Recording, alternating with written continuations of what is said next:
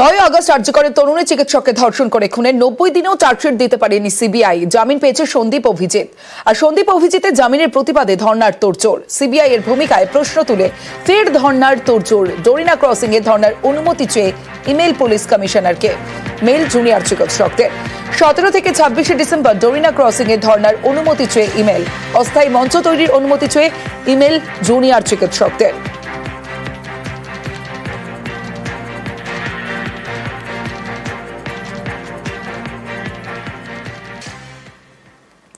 বাগুইআটির দিকে নজর রাখবো। বাগুইআটিতে কাউন্সিলরের দাদাগিরি। রক্তাক্ত অবস্থায় বাগুইআটি থানায় প্রমোটার। 50 লক্ষ টাকা না পেয়ে প্রমোটারকে মার। তৃণমূল কাউন্সিলর ও তার অনুগামীদের বিরুদ্ধে অভিযোগ। 30 জনের বিরুদ্ধে মারধরের অভিযোগ প্রমোটারের। তোলা না পেয়ে মারধরের অভিযোগ। নিজের জমিতেই বহুতল নির্মাণের দাবি প্রমোটারের। আগেও টাকা নেওয়া হয় বলে দাবি প্রমোটারের। আর এবার 50 লক্ষ টাকা দাবি করা হয় এবং তা না দিলে তাকে বেধড়ক মারধর করা হয়।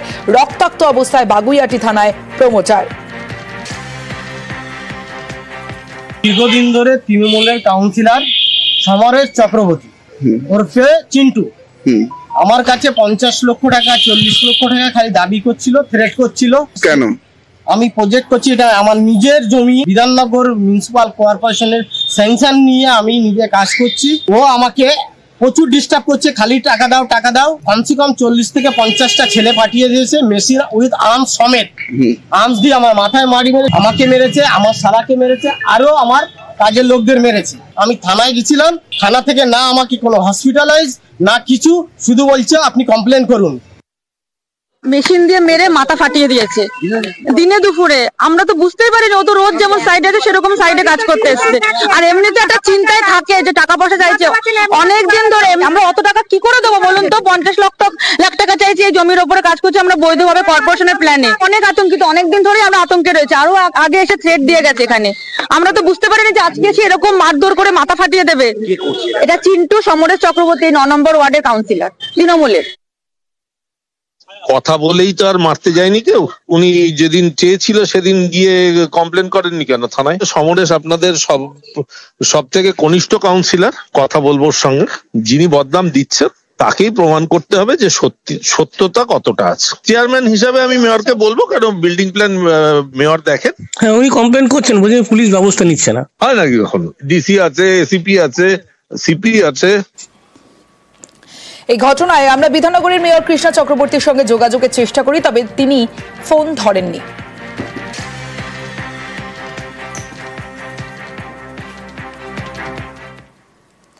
টেন্ডার না ডেকেই পঞ্চায়েত এলাকার গাছ বিক্রির ছক। আর এর জন্য ঠিকাদারের থেকে কাটমানি দাবি। দেবরায় চাঞ্চল্যকর অভিযোগ। তৃণমূল অঞ্চল সভাপতির বিরুদ্ধে পঞ্চায়েত অফিসে টাকা গোনার ভিডিও ভাইরাল। কাটমানি নেওয়ার অভিযোগ উড়িয়ে দিয়েছেন ঘাটালের তৃণমূল সভাপতি।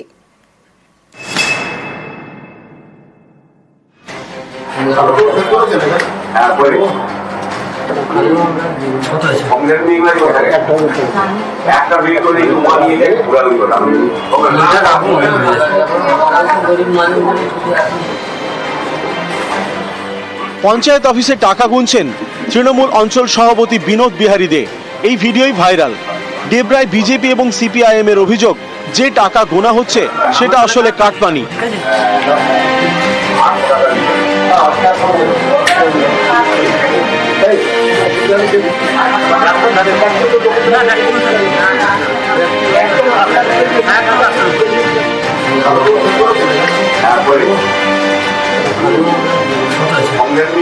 পশ্চিম মেদিনীপুরের ডেবরার রাধামোহনপুর 1 নম্বর গ্রাম পঞ্চায়েত।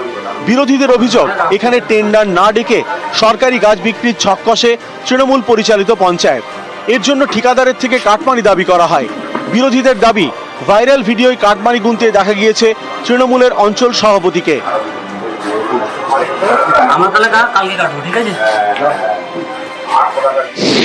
কাটমানি নেওয়ার অভিযোগ তুলে সোশ্যাল মিডিয়ায় পোস্ট করেছে বিজেপি এবং সিপিআইএম।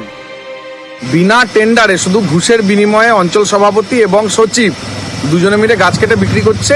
এখানে পুলিশ প্রশাসনের কাছে দাবি করছি, ঘুষ নিয়ে যারা গাছ বিক্রি করছে তাদের যাতে উপযুক্ত শাস্তি হয়।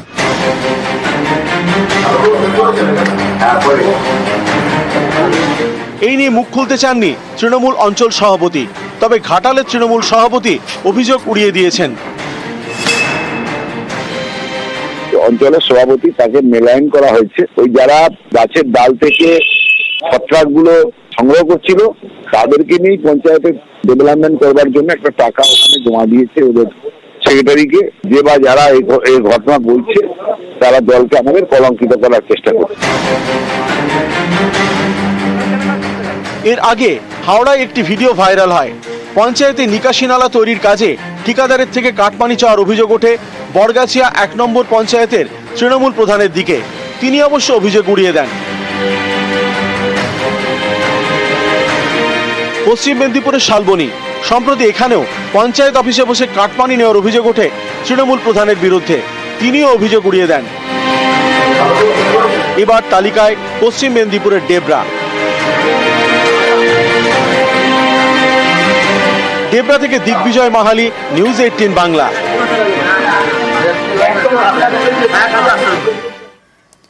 হাতির হামলায় আলিপুরদুয়ারে 6 মাসে 8 জনের মৃত্যু। এতে উদ্বেগে বন দফতর। আলিপুরদুয়ারের হাতির সমস্যা নিয়ে কেন্দ্রকে চিঠি রাজ্যের বনমন্ত্রীর।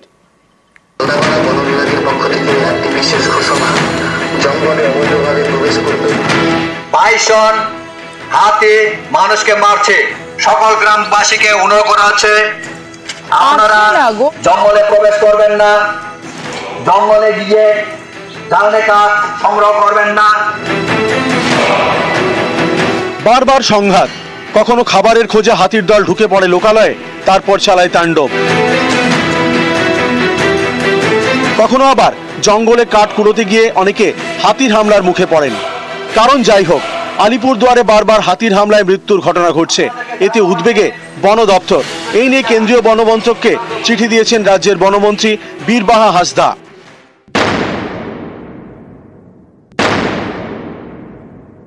ইতিমধ্যে তিনি বার কয়েক কেন্দ্রীয় বন ও পরিবেশ মন্ত্রককে চিঠি দিয়েছেন যে এখানে কিন্তু এই ডুয়ার্সে হাতির সংখ্যা অত্যাধিক বেড়ে গিয়েছে। ফলে এই হাতির সংখ্যা নিয়ন্ত্রণ বা এইগুলো করবার ক্ষেত্রে কেন্দ্রীয় সরকারের বন দপ্তরের কি গাইডলাইন আছে, তাদের সম্মতি ছাড়া অনেক বিষয়ে এগোনো যায় না। সেগুলো নিয়েও কিন্তু কেন্দ্রীয় সরকারের দ্বারস্থ হয়েছে আমাদের রাজ্য বন দপ্তর। বুধবার জলদাপাড়ার চিলাপাতা জঙ্গলে মর্মান্তিক ঘটনা ঘটে। জঙ্গলে কাঠ কুড়োতে গিয়ে হাতির হামলায় মৃত্যু হয় 3 মহিলার, আহত হন 1 জন। কোনো গ্যাস নাই?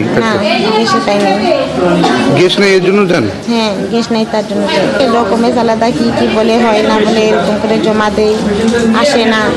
উজ্জ্বলা যোজনা যেটা, সেই যোজনার গ্যাসটা বনবস্তিবাসীর মানুষেরা পাচ্ছে না। ওটা তো সবারই জন্য আছে, ঠিক আছে, তাদের সাথে গিয়ে দেখা করব কি কারণে তারা পায়নি, ঠিক আছে, যদি না পেয়ে থাকে কিভাবে পেতে পারে তার বন্দোবস্ত আমরা করব। বুধবারের পর শুক্রবার বক্সা ব্যাঘ্র প্রকল্পের জঙ্গলে হাতির হামলায় ফের 1 জনের মৃত্যু হয়। বেশিরভাগ সময়ই জঙ্গলে কাঠ কুড়োতে গিয়ে বিপত্তি। অভিযোগ, অনেক সময় জঙ্গলের সংরক্ষিত অংশে ঢুকে পড়ছেন গ্রামবাসীরা, তাতেই প্রাণহানি।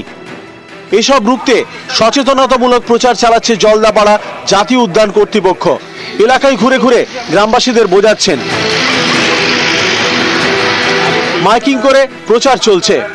বাইসন হাতি মানুষকে মারছে, সকল গ্রামবাসীকে অনুরোধ করা হচ্ছে আপনারা জঙ্গলে প্রবেশ করবেন না, জঙ্গলে গিয়ে জ্বালানি কাঠ সংগ্রহ করবেন না। এত সবের পরেও মৃত্যু এড়ানো যাচ্ছে না।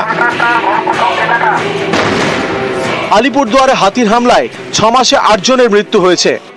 আপনারা খুশি বন দপ্তরের ভূমিকায়? খুশিও বলবো না, অখুশিও বলবো না, তবে তারা চেষ্টা চালাচ্ছেন। আমরা তো এই সমস্যাটার আগামী দিনে যাতে স্থায়ী সমাধান হয়। ইমিডিয়েট একটা প্রজেক্ট নেওয়া উচিত যাতে এই এলিফ্যান্ট করিডোরগুলো এবং বন্যপ্রাণী করিডোরগুলো উন্মুক্ত হয়, বাধাহীনভাবে তারা চলাচল করতে পারে, আর তাদের খাদ্য ভাণ্ডার তৈরি করার একটা প্রকল্প নেওয়া উচিত বলে মনে করি। আলিপুরদুয়ার থেকে রাজকুমার কর্মকার, নিউজ 18 বাংলা।